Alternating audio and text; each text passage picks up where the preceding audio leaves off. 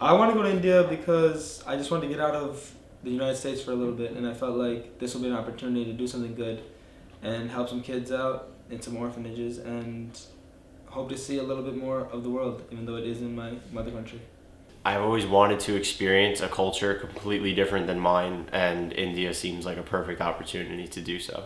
I really have a love for children, and when I heard about an opportunity to actually go and help people and help especially young kids who, they don't have their parents and stuff like that, so I thought it would be a really good opportunity for me to go and help them. In India, I hope to get a better sense of myself in the backdrop of my own culture. I also hope to have a more refinement in my understanding of the world. I grew up going to India, but I've only been around my grandparents' family and my dad's family, and I really haven't seen like the other side of India as much as I would have liked, because there are a lot of people who need help in that region. I would say that I know very little about Indian culture. I'm not a big history buff, so this trip is definitely going to be a cultural shock for me. I think it's going to really open my eyes and allow me to experience things that I would have never been exposed to. I'm from Kerala, which is in the south. It's a Christian state, or a state with a lot of Christians in it at least. And that culture I'm pretty well ingrained in, but I've never been outside of that state for an extended period of time, so I'm looking forward to experiencing it as an American rather than an Indian. By the end of the trip, I hope, God willing, that everyone is come back all right, but not the same. From the experiences they get in India, I want them to have opened up their hearts and minds to what it means to not be from a first world country.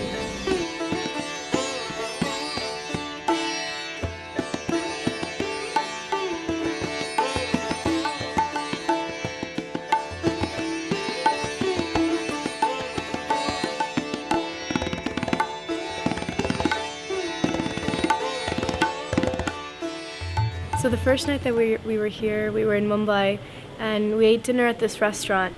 And I didn't finish all my food, so I packed some of it. And I held it in a bag, and I walked outside the restaurant.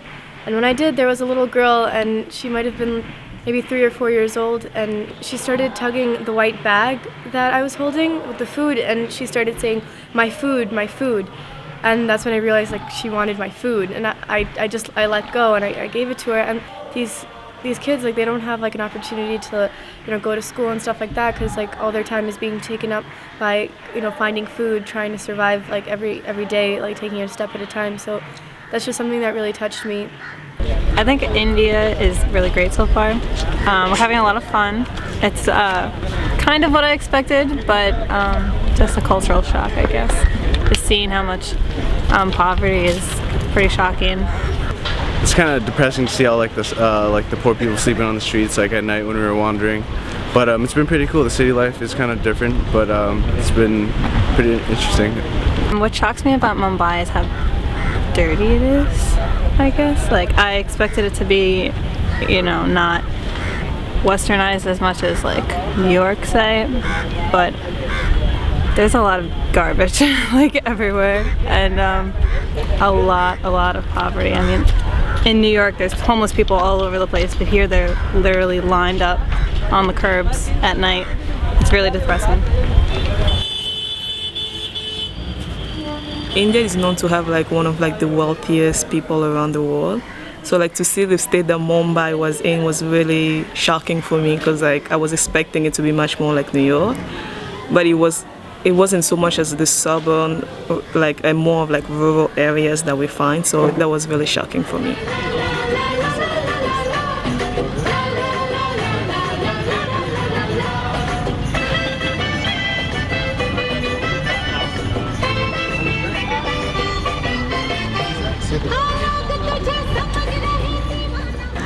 So we just arrived here in Pune at St. George Baligram. The Baligram is a home for the healthy female children of leprosy patients. The children themselves don't have any kind of leprosy, but their parents aren't able to care for them, and they don't want to be in contact. They can't be in contact with their parents because of leprosy. It's more of like a Manhattanish kind of feel in Mumbai. Pune is like more country style, laid back. There's mountains everywhere. It's very scenic. I like it. I feel more at home at Pune than at Mumbai.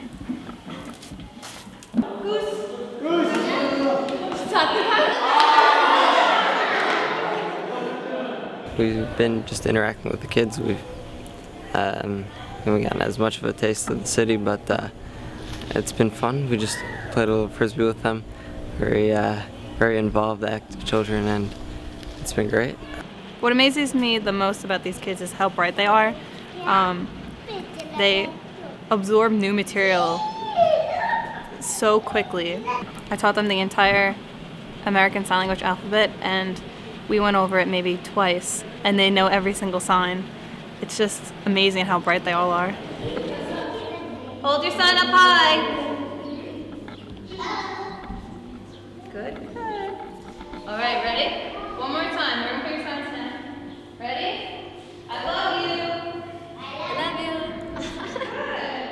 you. The students have been able to pick up capoeira extraordinarily fast, very surprising. I've taught many people over the years, and the fact that they're so enthusiastic about it when they've never even experienced anything like it before, it's been a pleasure for me. It's been tons of fun, and the amount of respect that they've shown me while teaching them has made me feel really proud, because I've never taught that many students before, and it's been an amazing opportunity. And the fact that they listened so well and without even understanding the language that I was speaking was extraordinary. And then you put your arm down, you stand up straight with your knees a little bit. Right leg back, right arm up. One thing I didn't expect was there are like so many of them, but they're like all like one community. And one thing I've noticed that's very special about these kids is that they like to help each other. They're not if one has a candy bar, instead of eating the whole candy bar, they would split it to 5 people, and that sort of like relationship is like throughout the whole thing, from the young people to the old people. It's everywhere. And I think that's quite amazing.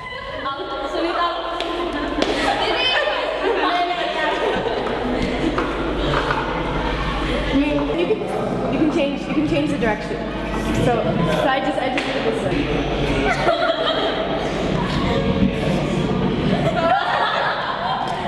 So far from the kids, I've learned that you really don't need a lot to be happy. These kids don't have much at all. They don't have electronics, they don't have video games, they don't have computers, yet I've never seen any of them frown. They're all so happy, and their company really is the best gift that they can give one another. No matter how little you have, or no matter how different the people around you are, you can still be happy, and that happiness doesn't really come, it doesn't come from the things around you, it really comes from within you. When I got here, I had no idea what to expect. I guess I had a certain thing in mind, but when I came here, the kids were so happy and just so happy to see us. And I thought we had to plan stuff and we had to do activities, but the kids they just like being around us, and they made us happy and we made them happy, and I hope they remember us. I'm just really touched by how all the girls have been treating us. They're so kind to us. They're so open-hearted. It's beautiful. My birthday was a couple days ago. They greet me with open arms, beautiful card with the nicest words inside, beautiful wishes. I was very, very thankful, very touched. They made me very happy. They made this a birthday to remember, definitely. I have a lot of art in my house. Yeah, that'll be great. I don't know what I'm gonna do when these girls aren't around. I already have 2 of them that are joined at my hip, and I'm sure that the next place that we go will be incredible. That's why we're going there. But when I don't hear their little voices shouting dee dee dee dee every day, it's kind of really sad, and it makes me think that something that we talked about at the beginning of planning this trip, which was maybe what we've planned here is more than just a one-time trip that we brought some friends on. Maybe this is something that I should focus on, and we should maybe make into a program that repeats, whether through a school or through the nonprofit, is a really plausible choice for me, because I feel really drawn here. Yes, I enjoyed very much. I think so that I should also go with you. But we miss you a lot. We don't have any chance to.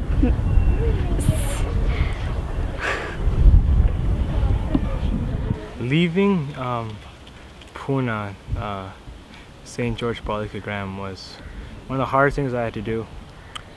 At our last meal with the girls, a bunch of them just started crying and telling us not to go. And I really wish I can just, stay there, because even when we were on the train ride, I couldn't fall asleep because every time I closed my eyes, I saw their faces. I saw how sad they were, and I was sad too.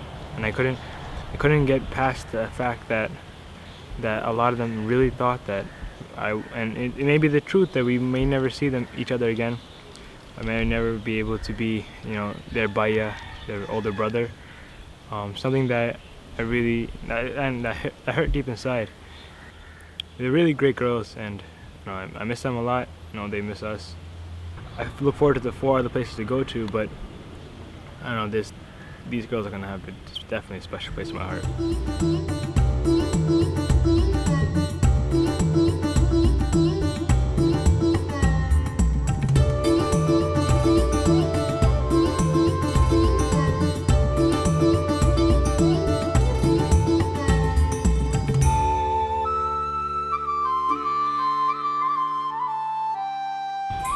We just arrived here at St. George Balikagram in Yacharam, Andhra Pradesh, after a 1-hour bus ride, a 13-hour train ride, and another hour bus ride to here, right in Yacharam, about 50 kilometers from Hyderabad.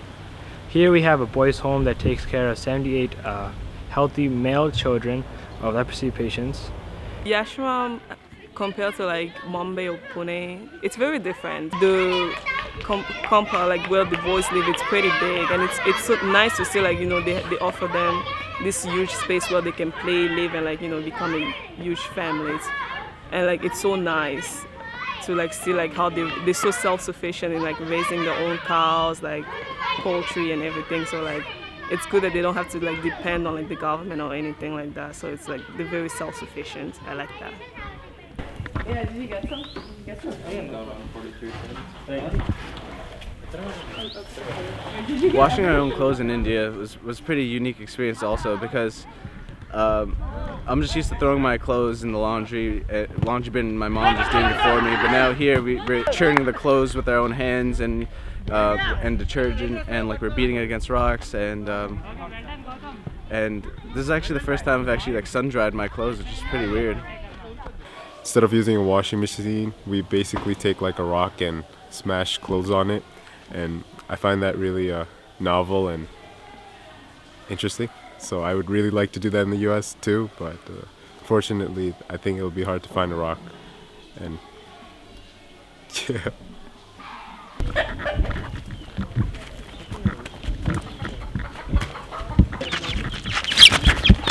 Oh, you done, Jens. Oh my God! Grab the wings, hold the wings down. Hold the wings down. Wait. Train him. Wait. Hold the wings. The claws might like tickle a little bit. Yeah. Hold it, yeah. Don't squish, just hold it and I'll kind of rest in your hands, my boy. It's gonna poop in your hands. Yeah, I know. I feel like it definitely is. Try a little this way.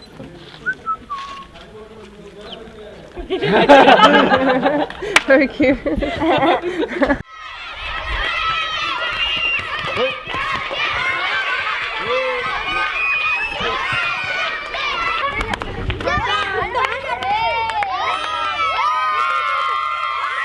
The kid been so great. Like I thought it was gonna be like hard since they're all boys, but like they've been like really nice and like joyful, cheerful, and they always have a smile on their face. So it's really enjoyable. So the kids have like a lot of respect for us, and it's pretty awesome to see like how much they respect older people, and they're pretty well disciplined. Like all they do is they study, and then when they're not studying they pray, and when they don't pray they're sleeping or they're eating. They do pretty basic things, and so we're not really used to that in America. We're always like on our phones or like on our laptops, and it's pretty weird to see how like the disparities between the kids here and the kids in America. We enjoyed very well playing games and singing. We learned so much things from you, like talking very properly in English and playing games. And moreover, we learned a song which we liked a lot and we enjoyed a lot. I request you people to come again and again. Thank you. You're banned now. No. Why you crying? No, you gotta poop. 엄마 따라나. 이니 엄마 따. Oh. So leaving Yacharam was definitely difficult. When we first got there, I was a little hesitant because it was boys, and it was 100 boys, and boys are crazy, and I'm a girl. So I was nervous about whether or not I'd be able to develop a bond with them. But I feel like the amount of time we spent there actually made us like develop the deepest bond with these boys possible. So I felt like really connected to them. The last night we had a bonfire, and at the bonfire I was holding Mukesh, who was one of my little buddies there, and I felt so close to him. Like I felt like that was the closest I felt to a parent's love before, because I just wanted to make sure he had a happy life in some way. And I know that I felt that for kids before, but it was all encompassing.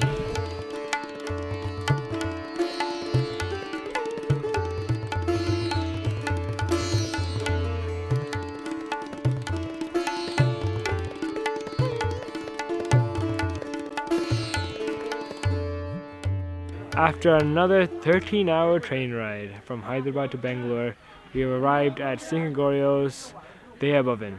Singagorio's Deyabhavan is a home for the affected children of HIV/AIDS.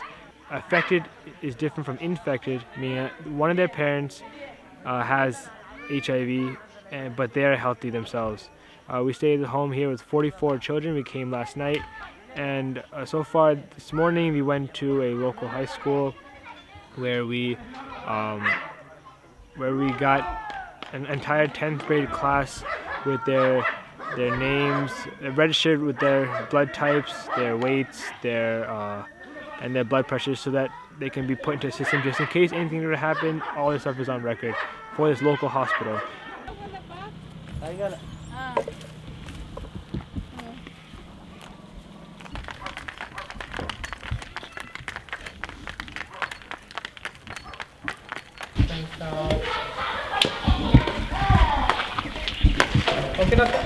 So the boys at Deyabhavan are crazy.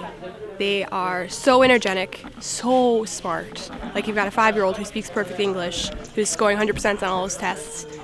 They're mind-bogglingly smart. And something that I personally have learned is like even though these cultures are so different, the way that people interact is very much the same. These are people all around.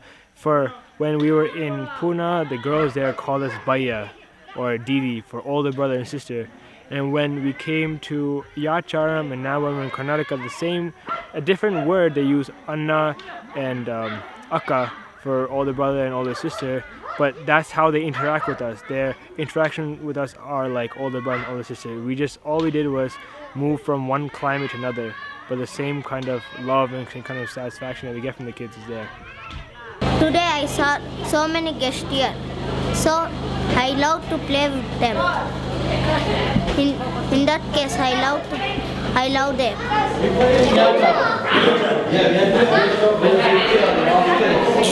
What's happening right now? The generator is not working. Living conditions, that was definitely kind of like a blow. Like you come in expecting something like from third world India, and like you get it, which is like, but then you realize how much of the stuff that we have in our house in America, you really don't need to survive. Like over here, a house is just electricity for like light bulbs, like a running water, and like a bathroom, and like that's like what 90% of the people have here. And like it's tough, but like you kind of get like a level for like what people live like in most of the world. Some places there's like too little water but tons of electricity. Other places there's too little electricity, tons of water. Water is one thing that I took for granted, especially in Yacharam. It's just semi-arid and we didn't have unlimited supply and we had to ration it, which was a new experience for me and definitely an eye-opener. The beds here are pretty stiff, which is kind of uncomfortable. Can't get a lot of sleep at night. It's pretty much how it is in India. You get mattresses and sheets and you rock out. Living here has made me realize that you can really just get by with a bed to sleep on, no matter how small of a bed that is, and just using cold water, like just completely forgetting that hot water even exists, and you get used to it. It makes me realize that it's going to be actually pretty tough going back to the all the things that we thought were necessities of everyday life back at home. When I come back to the U.S., I know I'll definitely have an appreciation for electricity and water and protein. Here in India, you don't really get that many things right away. You might have to wait, and you might even have to sacrifice some of your comforts. But that's really taught me to live a bit more humbly, and I'm really glad that we don't have that many comforts here, because it really allows us to see how the people here are living. And the most beautiful thing is that they're just so happy with what they have. They don't complain about anything.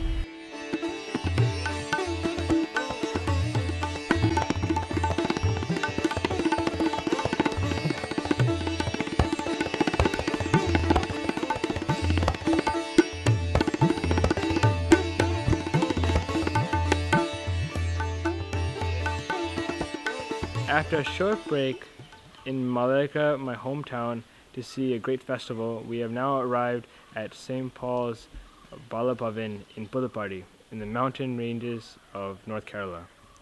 This Balapavin, which is an orphanage, not just for orphans, but also for those needy children that have parents who can't afford to upkeep them. The living conditions in Puduparthi has been pretty standard into what we've experienced in India so far. Aside from the climate, which is pretty humid here, everything is about the same, except for also like the plants here are a lot greener. It's a lot greener here than where we've been, which was drier in Bangalore. The state is beautiful, filled with the richest landscapes, the beautiful colors everywhere. Children are walking around. I was just walking back there behind the cows, and as a matter of fact, I went for a walk this morning, and I brushed my teeth right in front of the cow and the goat. That's definitely a first for me.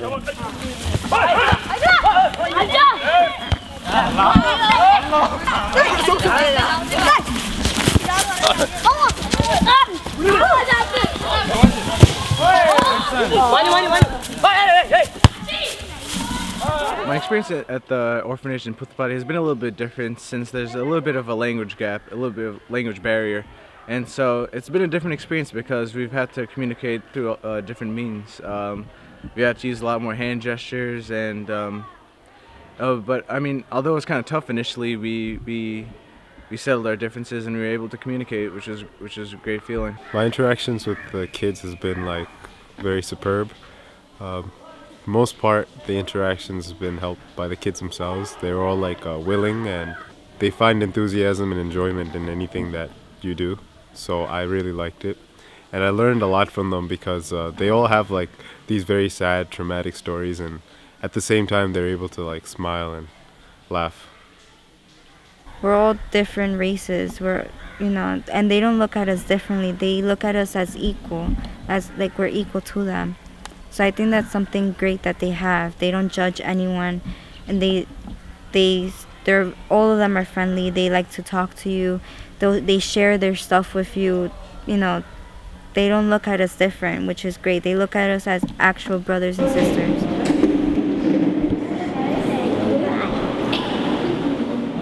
A lot of people, especially in the USA, they think of these kids as just orphans in a crappy orphanage in India, not knowing any information whatsoever. And seeing it for myself, they are not just orphans. Like, this is a family. These kids have like 100 brothers who they can call their family, and it's that bond that is really important in life, not all the clothing and computers and such. It's the people who is around you that really makes family. They have a pretty close-knit family, which allows them to like just grow and be cool. The amount of love that they have and like support for each other and the respect is really amazing. and it's really sad to know that, like, you know, we're leaving, and like it was a good experience. So like I'm very happy that I got to experience this, and like, you know, even though like, you know, I don't like have brothers, but like this was like having like millions of brothers, like getting to play with them. So it was pretty awesome. My perception of India has changed greatly since I've got here. Before I arrived in India, you know, you really don't know what to expect. You know what the people are going to be like and what the culture will bring. But I mean, it's been an amazing experience. The people have been amazing. They're so friendly and the food is delicious. It's just been a wonderful experience. It's a great country. This trip so far has been an amazing thing for me. Seeing the work that they do for the kids and how they lead their lives in such a humble way for these humble children in order to bring them up to be able to succeed in the world is been kind of a life-changing thing. I'm really happy to have come here, really happy to have seen all this and to be, I guess, inspired for greater changes. My parents used to always tell me that I should eat my veggies and my food, like my plate, and make sure it's completely clean. I never really understood that or appreciated it because I never realized that in America there's food everywhere you go, and you don't have to worry about getting sick or not having enough to fill yourself. After seeing all these poor people, these little children beg for like food and money, I've come to realize and appreciate how much the type of food and the opportunities that America gives me. I've really learned that you don't need much in life to be happy. A lot of these kids, they have the bare minimum and they are so happy, and I feel like that's the problem with society in the US today, is that there's so many materialistic type of things that get in the way, like cell phones and computers and video games, and you forget the true meaning of life and what really is important, like family and, you know, the loved ones around you. What I really liked here was the feeling of community that everyone had. So you can walk down a couple of blocks, or in this case, a couple of kilometers, and everyone would still know you. And I find that like bonding to be very beautiful. And then there's like other simple things that I'll miss when I'm going back to America. One of the things will be definitely these children. They're remarkable kids. All have like unbelievable talent. I mean, the people here are just amazing people. We're all visitors in this land. We're sightseeing the country a little bit, and I don't feel much of a stranger. Everybody's so welcoming. Everybody's so nice and kind, and I feel very happy here.